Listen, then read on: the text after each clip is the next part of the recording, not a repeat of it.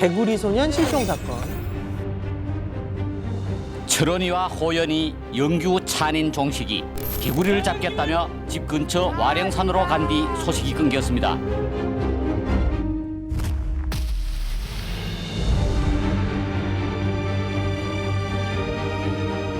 찬이나! 호연아! 영규야! 어리라! 1991년 3월 26일. 이제 그날은 30년 만에 지방선거를 하는 그래서 임시 공휴일이었어요. 그래서 이제 학교에 안 가도 되니까 동네 아이들이 5이 뭉쳐가지고 와룡산이라는 곳에 놀러 갔는데 도롱뇽 알을 주우러 간다고 했는데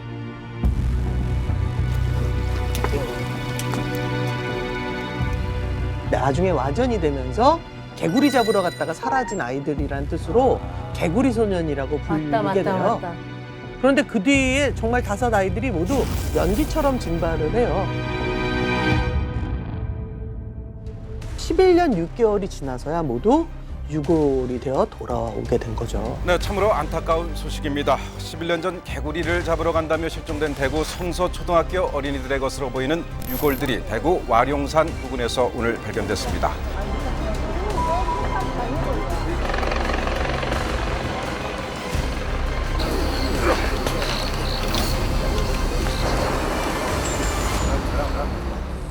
권 교수하고 나하고 둘이서 좀 나눠서 조사를 해봤어요. 네. 사라진 선생님이네요, 제목이. 선생님일 거란 심증이 너무 강해. 지도에 학교랑 매장 장소 거리 봐라. 딱 아이들 묻고 그 다음날 출근하기 좋을 정도로 가깝네. 와룡산 지리를 잘 안다는 것도 당연히 그 학교에 근무하며 종종 산에 다니고 했었으면 알 이야기이고, 아이들이 모르는 성인이 어린이 5명을 한 번에 제압 또는 통솔할 수 없다는 상식은 반대로 말하면 그 초등학생들이 모두 아는 성인인 선생님 정도면 흉기나 위협 없이도 충분히 말로만 해도 5명 정도는 통제가 가능하다는 소리가 되기 때문이거든. 그것이 알고 싶다 해서 이 사건을 다루면서 그 용의자들에 대해서 분석한 내용이 있어요. 첫째는 오랫동안 와룡산 주변에서 생활한 경험이 있는 그러니까 지형이나 지리를 잘 아는. 둘째는 일반 사람들이 모르는 공구를 다루는데 좀 익숙한 사람일 것이다. 그리고 세 번째는 91년 사건 이후 수개월 이내 이곳을 떠났을 사람이다. 범인이 선생님이라고 가정을 하면 용의자 특성에서 1번과 3번에는 부합하네. 1번은 저 학교에 근무하려면 당연히 학교 근방에 오래 있어야 할 거니까 잘 알 거고, 특히 3번은 자연스럽게 해결이 되겠지. 왜? 교사들이 한 곳에서 교사 생활 못하는 걸로 알거든. 자연스레 타 지역으로 일정 기간 지나면 옮겨갈 수 있다. 이렇게 돼요? 경기는 갈 일 없겠다. 실제 아이들의 유골이 발견된 곳에서 학교까지는 그렇게 막 멀지 않았어요. 꽤 가까운 거리였고 결정적으로 애들이 5이나 되잖아. 그렇죠. 아이들 5명을 어떻게 통제했냐? 아무리 힘이 세도 5을 한 번에 제압하기는 좀 어렵지 않겠느냐? 도망가는 애도 있을 수 있고. 근데 만약 선생님이라면 야 똑바로 서 움직이지 마! 뭐 이런 거에 애들이 말을 들을 수밖에 없었겠죠. 그때는 훨씬 더 잘 어. 실제로 용의선상에 오른 선생님이 있었나요? 그런 선생님이 있다 얘기는 못 들었어요, 저희들. 조사가 됐거나 행정 나 생각하는 소리는 못 들었는데. 못 들었어요. 어떤 선생님이 좀 무서운 선생님이요 뭐 이런 얘기는 있었지만 별 혐의점을 갖고 있는 그 선생님은 전혀 없었다는 거예요. 선생님이 뭐 체벌 이상의 폭력이라든지 이런 게 있었다면 첩보라는 게 있어요. 수사 첩보, 수사 제복하는 게 있어요. 그는 설이 있었다면 그는 첩보를 냈을 거예요. 첩보를 내면은 점수도 있고요.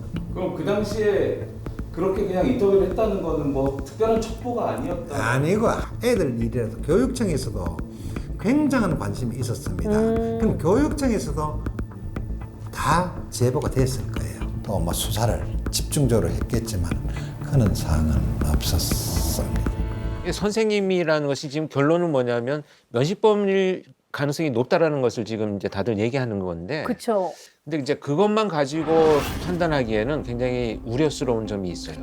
왜냐하면 기존의 다른 사건들에서도 보면 아이들 3~4명이 초등학교 아이들 3~4명이 전혀 모르는 사람의 언어적인 위협만 가지고도 산속까지 따라가서 범행 피해를 당한 사건들이 여러 번 있었잖아요. 그런 게 그렇기 때문에 반드시 뭐 5명을 제압. 그럼 우리 머릿속에서는 막 뭐 아는 사람이고 좀 굉장히 알지만 권위가 있는 사람이고 이런 식으로 맥락을 가질 수 있는데 단정하기는 좀 어렵지 않나 이런 생각이 듭니다. 도사견과 고스트 박스.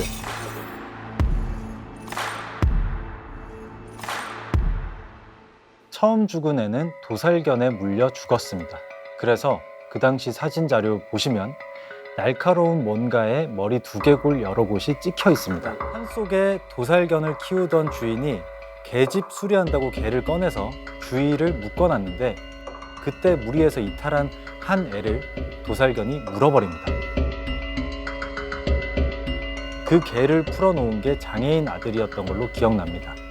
아들의 처벌을 두려워해서 아버지가 모두 살해 후 구미로 야반도주. 이 모든 이야기는 그 여자가 요양원으로 가기 전 마지막으로 한 이야기입니다. 아마 지금은 죽었을 겁니다.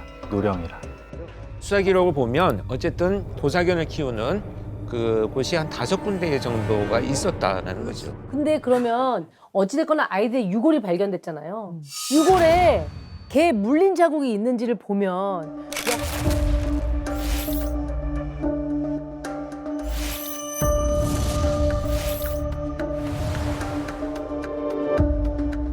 이게 이빨 자국일 수도 있고 아닐 수도 있겠지? 근데 저기 구멍이 사실 이 도사견에게 물려 죽었다라는 게 새로운 가설은 아닌데 최근 들어서 연관 검색어로 도사견 얘기가 계속 다시 나오고 있거든요. 혹시 이곳에서 5소년이 죽은 사건에 대해서 아시는 분 계세요?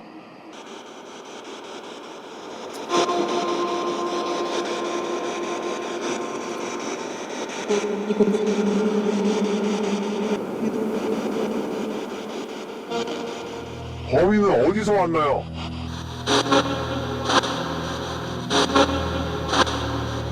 이게 이름하여 심령수사래. 네. 그 아이들이 발견된 와룡산에서 고스트박스로 혼령과 대화를 시도해봤더니 거기서 튀어나온 단어가 바로 도사견.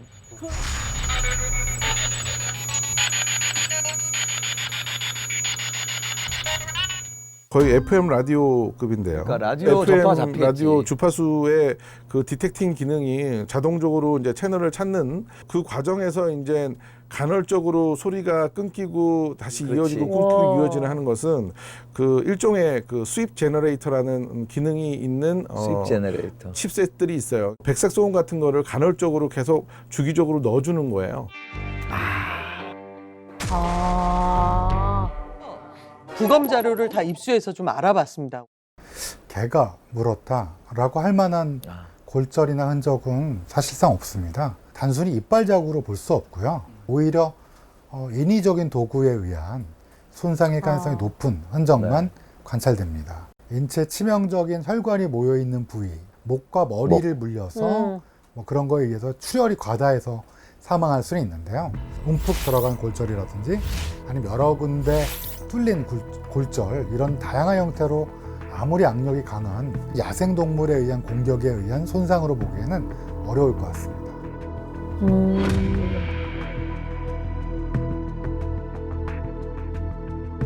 그 당시에 그 견주들 상대로 수사가 또 이루어졌군요. 다 이루어졌었습니다. 그 개 사육장 관련 유골 발견 이후에는 그게 개발이 돼가지고 개 사육장이 없었어요. 없었고 그 전 이제 토대로 해서 한 번 더 세월이 지나가고 난 뒤에 한 번 더 점검했다는 이런 강업 수사했다는 이런 이야기입니다. 아이들은 산에 가지 않았다. 카세테이프가 있는데. 내부에서 벌어진 사건이 아니라 외부에서 벌어진 사건으로 유도하기 위한 조작이었을 것이라고 보고 있습니다. 그 아이들이 실종된 지 5년쯤 지났던 어느 날인데 이 사건과 관련해서 새롭다고 아주 쇼킹한 가설을 제기했던 한 범죄 심리학자의 목소리예요. 내부에서 벌어진 사건이 아니라 외부에서 벌어진 사건으로 보이게 조작했다. 즉 종식이 아버지가 아이들을 죽여 집안에 묻었다. 종식이요? 네.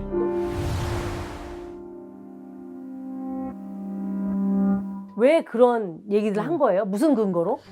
책을 보시면 알 수 있습니다. 그 할머니는 내가 왜 왔는지 알고 있었다. 묻지도 않았는데 손을 이용해서 뭐라고 표현하고 있었다. 그리고 곧바로 땅바닥에 영어 H자와 거의 똑같은 글자를 손가락으로 썼다. 대문 앞에서 나는 실제로 소변이 마려웠다.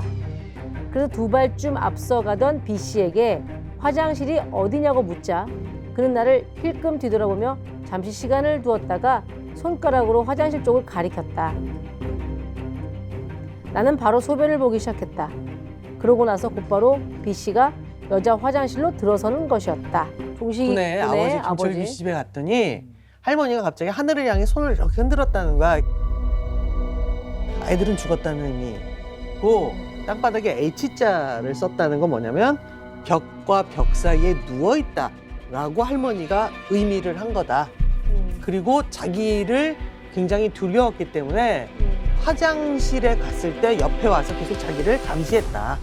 그 범죄 심리학자라는 사람의 말 한마디 때문에 전 국민의 시선이 모두 고 김종식 군의 아버지 김철규 씨에게로 쏠렸어요. 유족인 김철규 씨가 결백을 입증하기 위해서 발굴 작업을 허락을 했대.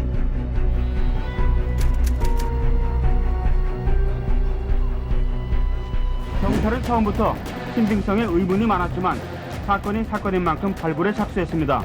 경찰이 김 씨가 지목한 김종식 군 집안의 화장실과 안채 뒷방을 파기 시작한 것은 오후 4시. 1시간 40분 동안 1m 이상을 파내려갔지만 아무것도 나오지 않았습니다. 무슨 할 말이 없죠. 파봐서 안 나오는데 어떡합니까?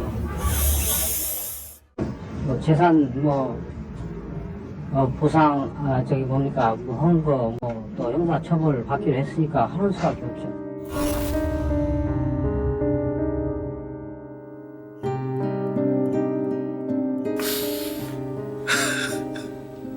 아유. 가슴에 못을 박아도 몸속아야지. 일단 지푸라기라도 잡는 심정이기 때문에 그냥 자기 아이들을 찾아주겠다고 온 소위 그 유명한 대학교의 교수를 그냥 믿고 따라다녔던 거예요. 근데 그거를 오히려 고마워했다고. 네, 그걸 뭐 의심점이 있어서 자기를 감시하러 따라다녔다 이렇게 평가를 한 것이고, 아까 책에서 읽었던 그 할머니의 손동작은 아이들이 실종되기 전부터 그런 이제 조금 본인이 갖고 있는 이런 동작들이 있었대요. 근데 그것을 가지고 자기 나름대로 그냥 혼자 해석을 한 거죠. 종식이 가족들의 얘기를 한번 들어봤어요? 이제 떼구리로 이제 소년을 해가지고 이제 차에 이제 사진 붙여가지고 그때부터 전국으로 이제 막 돌아다녔는 거죠. 우리 할머니만큼 애를 그러니까 사랑하고 아끼는 사람이 없었어요. 어느 날 우리 할머니 제사인데 배가 내가 만져봐야 탄탄하게 이상한 게 느낌 이상한 게라. 그래 동생 병원에 한 가봐라 이렇게 했더니 그 가다 한 일주일 뒤인가 했대. 전화가 떠왔네. 형님 저 아메리카노예요 가면. 애들이 어디 있는지 어디 가가 있는지 애들이 어떻게 돼가 있는지 그러니까 보기라도 봤으면 좋겠다. 종식이 아버지는 아들의 유해도 보지 못한 채 2001년 간암으로 세상을 떠나셨어요. 이 모진꼴을 겪고 범인은 지구에 없다. 2021년 6월 29일이에요. 이들은 날이 어두워지면서 추위와 비를 피하기 위해 옹기종기 앉아있다 저체온증으로 숨졌다는 것이다. 누가 했냐면 30년 전 수사 책임자 개구리 소년 타살 아닌 저체온증 사망. 개구리 소년 사건은 이 지구상에 처음부터 법이 없는 사건이에요. 배가 고파서라도 적어도 서너 시 되면 집으로 돌아와야 될 거 아이가. 그 아들은 그날 비 맞았단 말이야. 3월 10일 아주 겨울철입니다. 그런데 어린아들이 점심도 안 먹고 기진맥진한 상태에서 비를 막 한기가 들어오는 상태에서 오리길에 되는 산비탈길을 미끄럽고 사람이 모생을 보면 뭐 많이 등산객도 많이 있어. 그 당시엔 첩첩산중이라요. 내려올 수가 없어요. 어른들도 못 댕겨요 그런 거. 유골이 발견된 지점이 비가 오면은 산골짜기에 1m 높이의 폭포 떨어지는 지점이 된다고. 그리 매년 풍화작용에 의해서 부서지는 그런 돌이라. 그런 돌이 위에서 내려친깁니다. 두개골이 완전히 석회질라 되고 난 다음에 엉돌버진기라. 큰 돌, 어느 정도 큰 돌이 쳐가지고. 우체령군이 25군데 골절흔이 있는데 그러면 25군데 한 군데도 같은 게 없잖아요. 그러면 범행 도구도 그러면 25가지를 가지고 이용했다는 뜻 아이가. 반대로 저 수사반장님의 심리로 돌아가 보면 너무 열심히 수사를 했기 때문에 그걸 부정하기 싫은 마음이 좀 크지 그러니까 내가 어떻게 이렇게 열심히 했는데 범인을 못 잡을 수 있어? 범인이 없으니까 못 잡았지 뭐 이런 느낌인데. 그리고 허망하시긴 할 것 같아. 근데 당시에 유골 분석은 경북대 법의학팀에 한두 교수가 참여한 게 아니에요. 이후에도 많은 법의학자들이 이 유골을 검토했는데 저희가 실제로 추운 곳에서 발견된 분의 부검을 할 때도 저희가 저체온사라고 진단을 내리려면 굉장히 여러 가지 것들을 확인하게 됩니다. 그 순식간에 그냥 지형지물과 어떤 그런 위치만 보고 내릴 수 있는 진단이 전혀 아닙니다. 머리에 상처가 이제 돌로 인한 찍힌 상처다라고 하는 부분은 그 정도의 구멍을 날 정도, 그 정도의 손상을 입었다면 꽤 중력이 강한 돌일 거 아니에요. 그렇죠. 그렇다면 안쪽으로 들어간 함입된 거 말고도 주변에 골절선이 여러 개가 나타나야 돼요. 그렇죠. 부서졌겠지 완전히. 찍힌 게 아니고. 머리를 보면 안쪽에 옅은 출혈성 경향이 있고요. 그 다음에 딱딱하지 않은, 즉 살아있을 때 아이들의 두개골은 조금 더 유연합니다. 그때 뭔가 강력한 둔기에 의해서 안쪽으로 움푹 들어가면서 형성된 그런 손상들이 있기 때문에 그것들은 명확한 생전 손상이고, 생존 손상이 있는데 이거를 저체온사라고 주장하는 거는 저체온사의 진단 기준에 전혀 맞지 않아요. 놓쳐버린 단서들이 너무 많은 거예요. 처음에 유골이 발견되는 순간에 그 당시 현장에 감식을 하러 간 법의학자의 말에 따르면 현장에 전문가가 도착하기 전에 긴 뼈는 긴 뼈대로 두개골은 두개골끼리 모아놨다는 거야. 왜? 혹시라도 어딘가에 범인의 흔적이나 DNA가 있을 수도 있다고 생각하고 조심해야 되는데 마치 긴 뼈는 증거품을 그렇지. 그렇게. 그러니까 이게 우리 5명의 아이의 유골이라는 것을 애초에 짐작을 하고 시작한 건 아니었었어요. 그렇죠. 그러니까 이게 뭐 사람의 뼈인지 정말 동물인지 아니면 아이들인지 애초에 몰랐기 때문에 이제 접근 방식 자체가 만약에 그렇다라고 하면 세월이 흘렀어도 뭐 와룡산의 아이들이 지금 그 수많은 시간 동안 못 찾았다면 경찰이 신고를 받았을 때 한 번쯤 생각을 했어야 되는데 너무 이제 막연하게 나가서 발굴을 시작했다 이런 것들이 문제가 있죠. 1991년 한 해에만 325건의 제보가 쏟아졌습니다. 문제는 이 제보 중에 대부분이 허위였다는 거예요. 착각이나 오인이 아니라 장난으로 허위 제보를 한 경우가 수두룩하고요. 진짜로 수사해야 될 시간에 그런 걸 대응하느라 제대로 수사를 못한 걸 수도 있어요. 이 상태에서 처음에 불안했던 범인은 1년, 2년, 3년 가면서 나는 안 잡힌다는 확신을 좀 가지면서 이미 빠져나갔을 수도 있는 그렇죠. 네. 바로 실제 유가족들도 그렇게 생각을 하셨대요. 그래서 그동안 그 산더미 같이 쌓여있을 수사 기록 속에서 혹시 놓친 부분이 없을까 다시 한번 꼼꼼히 살펴보고 싶은 마음에 여러 차례 정보 공개 청구를 요청했습니다. 근데 거절당했대요. 혹시라도 범인이 이제 해외 도피를 할까 봐 당신한테 얘기해 줄 수 없다라고 했대. 정보 공개 요청을 했는데 아 그렇구나. 어떤 수사팀이 범인의 실체에 열심히 접근하고 있구나 라고 믿고 싶어요. 진짜 그 말대로.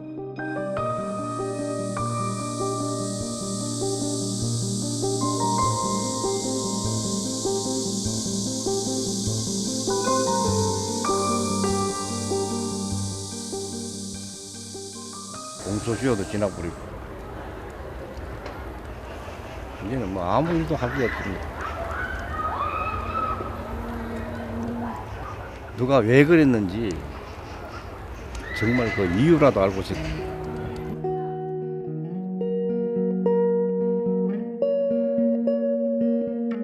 공소시효는 끝났지만 이 사건의 진실을 아는 누군가가 있다면 나는 그분이 정말 꼭 용기를 냈으면 하는 바람이 굉장히. 대구경찰청에서 미제 사건 수사팀에서 일단 수사를 하고는 있어요. 아 정말 다행이다.